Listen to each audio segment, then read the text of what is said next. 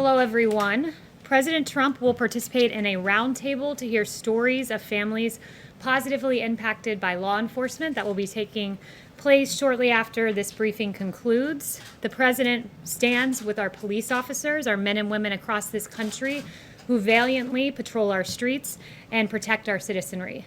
This president stands on the side of law and order to secure peace in our streets. That has always been his priority and remains so today. Tragically, this weekend we saw a devastating ambush attack against brave law enforcement officers in McAllen, Texas. Officer Edelmiro Garza Jr., who was 45 years old, and Officer Ismael Chavez, who was 39 years old. And while responding to a domestic disturbance call, Officers Garza and Chavez arrived on scene to protect the people that they serve. They were met with gunfire. They were ambushed by a violent and dangerous suspect who horrifically shot before they even drew their weapon or had a chance to call for backup. We honor the lives and the service of Officer Garza and Officer Chavez. This president will always stand on the side of law enforcement and the heroes who protect and serve. And with that, I'll take questions. Rita. Hey, Kayleigh, thanks so much. No problem. As the number of cases and fatalities continues to break records, in the most recent interview President Trump did, he said, we are going to be in really good shape in the next 2 to 4 weeks. Can you share what evidence he's using to draw that conclusion? And what is the administration going to do differently in the next 2 to 4 weeks to stop the spread? So the one thing I would note is that when you look at the mortality rate, we're seeing that our efforts here at the federal government have been working. And to give you an example of that, when you look at New York and New Jersey, there were 21 deaths for every 1,000 cases, 20 deaths for every 1,000 cases in the case of New Jersey. Those were the ratios we were seeing just a few months ago. Now New York and New Jersey are down 1.7 per 1,000 and 1.8 per 1,000 respectively. And moving beyond New York and New Jersey, we're seeing in Florida, for example, though they have 12 cases for every 1,000, it is 0.2 mortality for every 1,000 cases. In Arizona, 0.3 deaths for every 1,000 cases. So we are seeing that our therapeutics are working, that dexamethasone and convalescent plasma and remdesivir are working, and that's something good, and it's something that the president takes note of. But 2 to 4 weeks is such a short time period. I mean, what specifically are you doing to stop the spread? There's a lot, and I'm very glad that you asked that because it is worth highlighting the work that we're doing each and every day. For one, we're surging personnel to Arizona, Texas, California. We already have people working in Florida, surging remdesivir to states that are seeing rising case numbers. We're also surging testing supplies to decrease turnaround time. These are several action items that Dr. Birx briefed me on before coming out here. The White House will be going to several states this week, Dr. Birx in particular, to Louisiana, Mississippi, Alabama, Georgia, South Carolina. We've sent 19 HHS teams to metroplexes, 8 more coming this week. So we are aggressively on the ground reacting to this virus, and we're encouraged to see the declining mortality compared to a few months ago. Jim, I haven't seen you in a few weeks. Yeah. Glad you're back. Thanks. Kayleigh, why is the White House trashing Dr. Fauci and sending out opposition research like memos to reporters? The president has gone off on anonymous sources in the past. Why not have the guts to trash Dr. Fauci with your own names? So President Trump, I'll refer you back, there's no opposition research being dumped to reporters. We were asked a very specific question by the Washington Post, and that question was, President Trump noted that Dr. Fauci had made some mistakes, and we provided a direct answer to what was a direct question. Hasn't the president made mistakes? He suggested at one point that Americans inject themselves with disinfectants, that sort of thing. Why not send out these notes to reporters about what Dr. Fauci said in the past with your names on it? They were sent out by a White House official. The president has said he doesn't trust anonymous sources, and yet you were sending out these notes to reporters anonymously. Look, I would note that in terms of the president and his record on coronavirus, he stands by the actions and the steps he's taken in this historic response. You have Dr. Fauci, who said that the record of this president is impressive. I can't imagine that under any circumstance that anybody could be doing more, and those are the words of Dr. Fauci. We provided a direct response to a direct question, and that's about it. And to the notion that there's opposition research and that there's Fauci versus the president couldn't be further from the truth. Dr. Fauci and the president have always had a very good working relationship. Just a separate subject very quickly. Does the president or the administration plan to make it very clear to the Russian Federation that there should not be bounties placed on the heads of American soldiers serving in Afghanistan? We make that clear each and every day to every country around the world that this president will always stand by our law enforcement. No one's been tougher on Russia. Not law enforcement, I'm talking about military soldiers, U.S. yes, forces of course, overseas. that's what I'm saying. Our U.S. forces. Not just any country, the Russians. Will you tell and the every Kremlin country, and but what President you're Putin getting at- not to put bounties on the heads of American What soldiers? you're getting at, of course, we tell each and every country that, but what you're getting at is uncorroborated intelligence, and you're treating it as if it were true. To this day, there are varying views on the Russian bounty intelligence. DOD, NSC, and the ODNI all pointing that out. You know, I'm not going to answer a question based on unverified intelligence, but rest assured, every country in this world is put on notice that bounties on the heads of U.S. troops is unacceptable, and this president will stand for U.S. troops at home and abroad. Yes.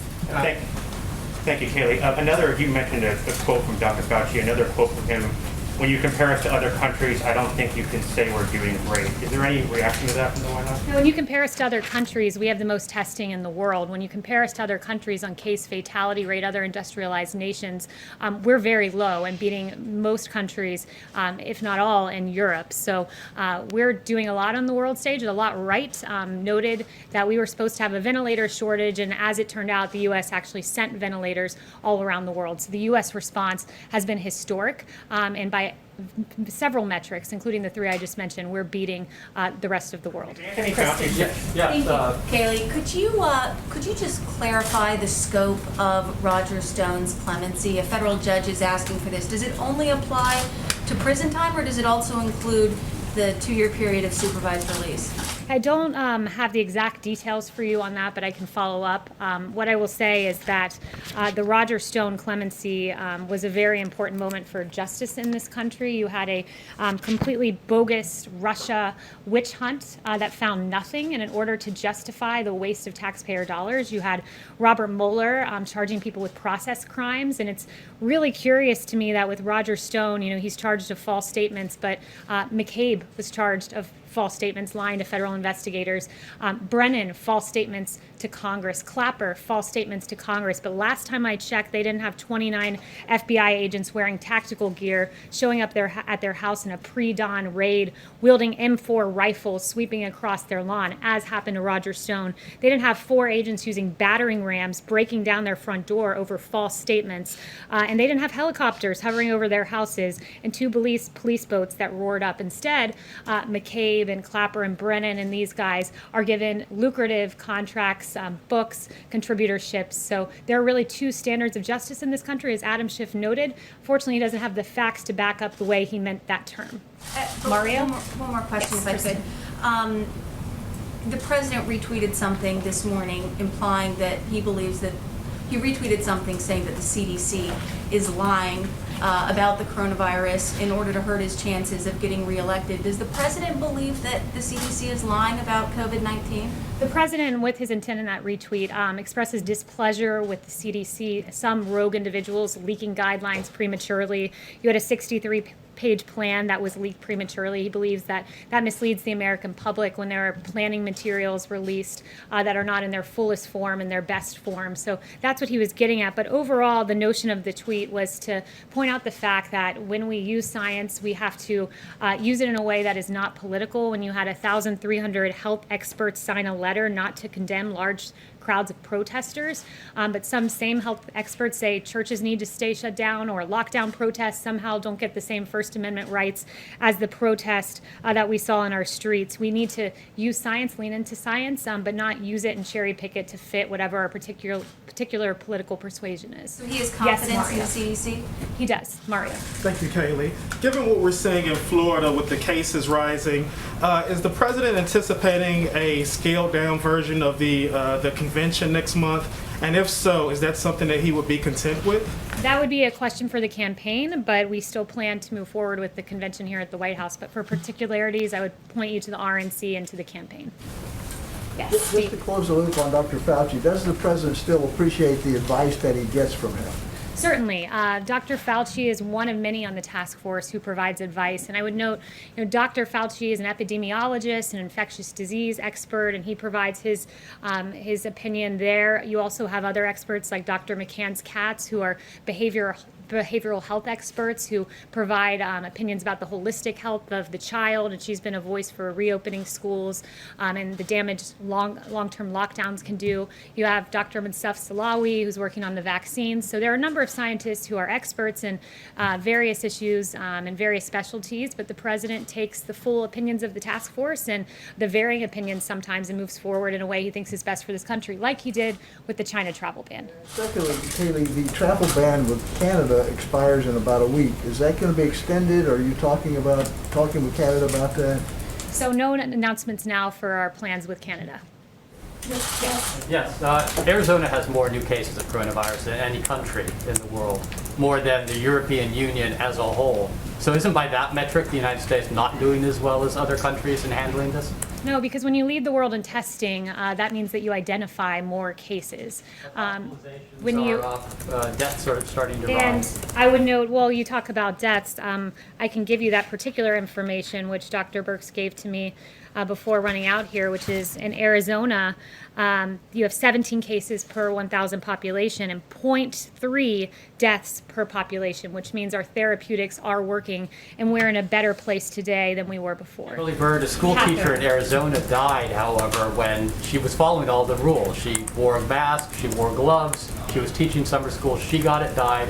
2 other teachers got it and are ill. Her family, her husband, her daughter. I mean, how do you tell parents of school children that it's safe to send their kids back to school when something like that happens? Well, I would point you to the words of the CDC director, who said children are not very affected by this and typically are not spreaders in this. But I would also point to the consequences of staying closed. We have to look at the holistic health of the child. And when you have, according to HHS, 1/5 of all child abuse cases being reported by teachers and educational staff, we cannot stay closed.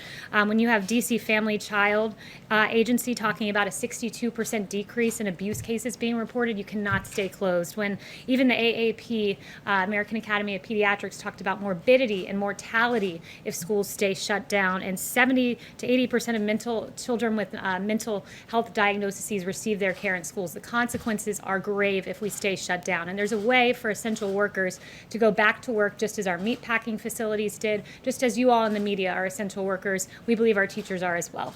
Yes. Catherine.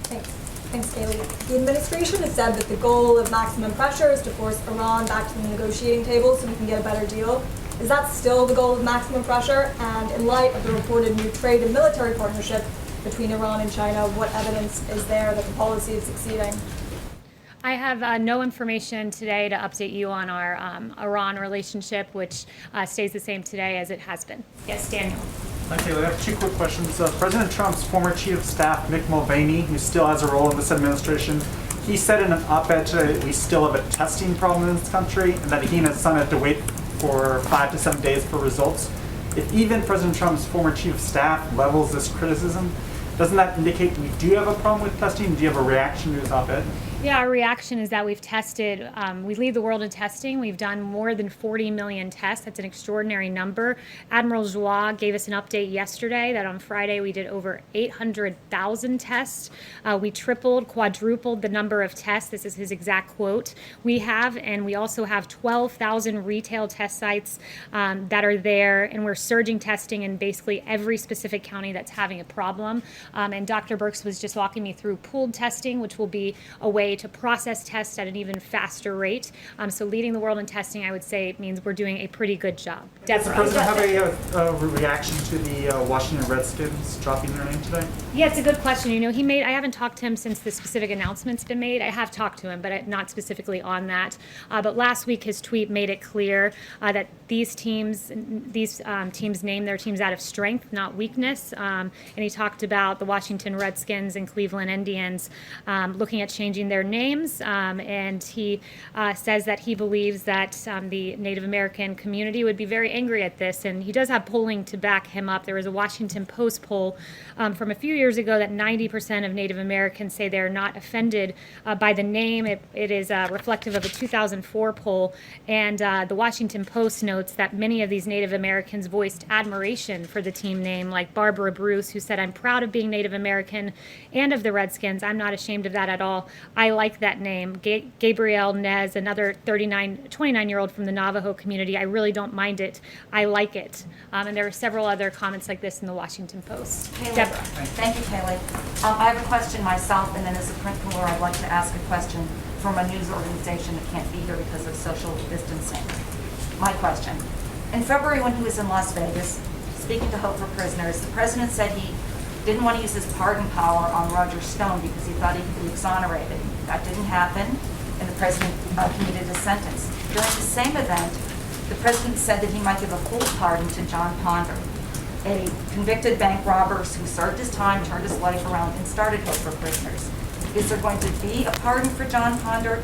And what about the more than 1,300 pardon applications sitting in the pardon attorney's office? Because there's talk now that people don't go to the pardon attorney's office, they go through the White House. Is that a good thing, or does it mean that only politically connected people can get pardons? So I have no update on John Ponder. It's absolutely not the case that only those who are politically connected get a pardon.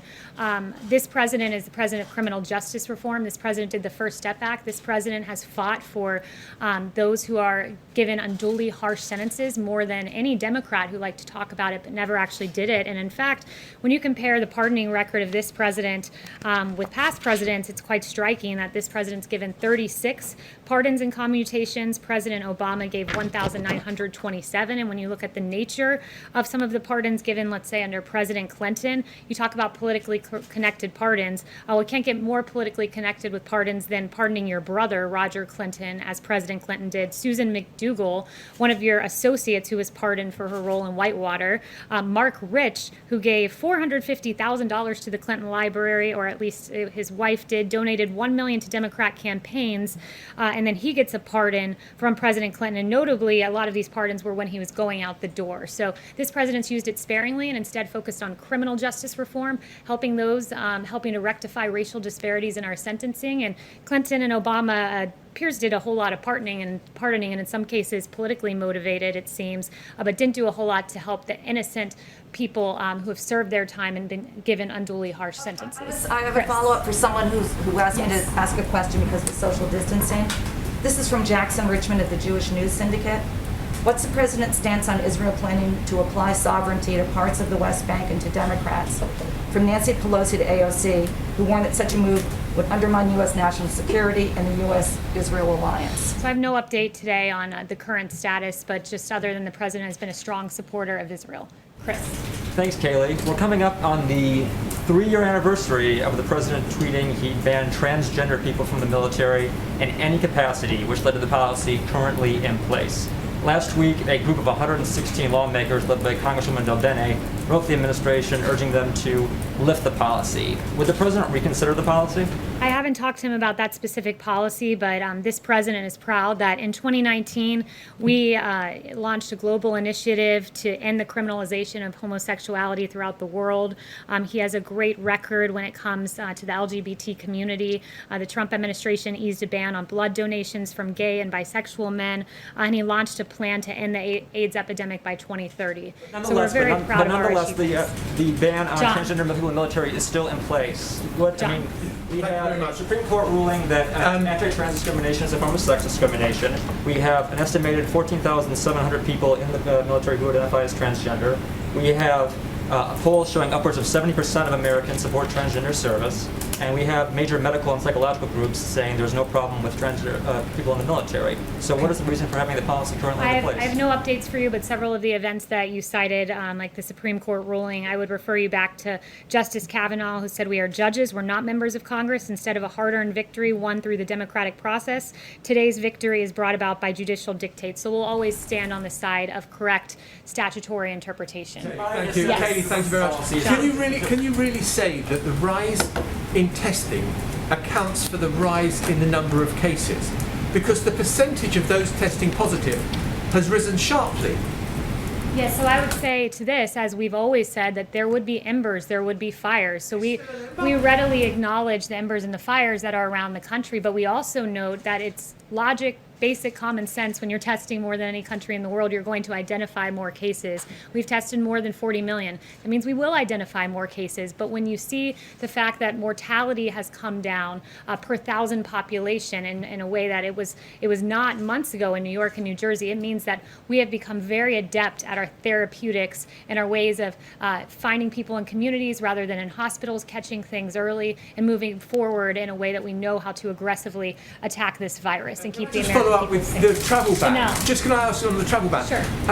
What is the rationale now for keeping people from Europe, Ireland and the UK from the United States when they have a fraction of the number of cases that you do in the US? The argument is we will always put America first. Chanel. Thank you, Kayleigh. If you will expand on the difference between this time last month and now when it comes to framing the discussion about law enforcement. Last month, the president hosted a law enforcement roundtable, and at that roundtable, he said that he would not support defunding police. And yet, 1 month later, we still have Democrat cities doing so, disbanding their police, defunding their police. How does the White House feel it should frame the debate now with regards to defunding the police so that a reasonable discussion can be had with these Democrat cities who are trying to do so?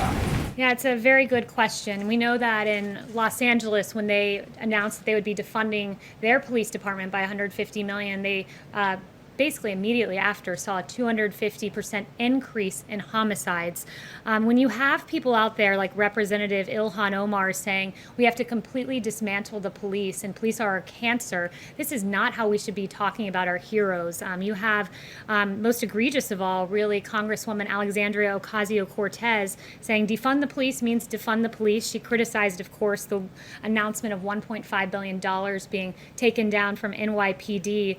And this weekend, when faced with, there were 28 shootings in New York, 600% increase from this time last year. You have Representative Ocasio-Cortez saying this is just because people are trying to get food with their families. That is preposterous. The reality is 63% of Americans in this country fear that criticism of our police departments will lead to no public safety in their streets. And 69% of Black Americans, this is a real issue when you call our police cancer, when you talk about dismantling them. And then this weekend in New York, you see a 1-year-old killed in his stroller. His name was DeVell Gardner Jr., and that 1-year-old will be in our prayers. Not only that, you see Officers Garza and Chavez. And to your question about how we should talk about the police and defund the police, a movement the president stands against, the two officers ambushed this weekend. One of them, Officer Chavez's daughter, wrote a very touching tribute online. She said, "Words cannot describe the pain I'm in, but I'm glad my dad is at peace. You are an amazing man, and anyone who ever came across you knew that. I'm going to miss you so much. You died doing what you love most. You died a hero." And those touching words were written by Savannah Chavez. And I know she received vile and outrageous comments online that were absolutely atrocious for a touching sentiment to her dad. I want Savannah to know your dad is a hero. His police department should never be defunded because most of our police officers are good, hard-working men and women and heroes, much like Savannah's dad. We'll be praying for you, Savannah. Thank you, guys.